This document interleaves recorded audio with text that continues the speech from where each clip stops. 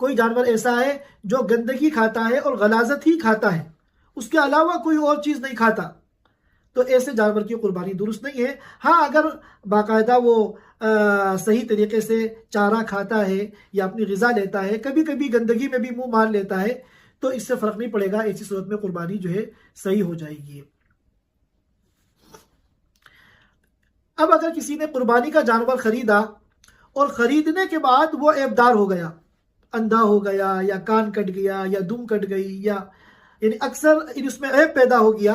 اور ایسا عیب پیدا ہو گیا جس کے ساتھ قربانی نہیں ہو سکتی، تو اگر یہ قربانی کا جانور خریدنے والا مالدار ہے جو واجب قربانی کر رہا ہے،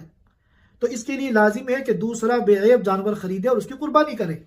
لیکن اگر یہ خریدنے والا فقیر تھا جو نفلی قربانی کر رہا تھا، تو اس کے لیے جائز ہے کہ وہ اسی عیب کے ساتھ اپنے اس جانور کی جو ہے قربانی کر لے۔ البتہ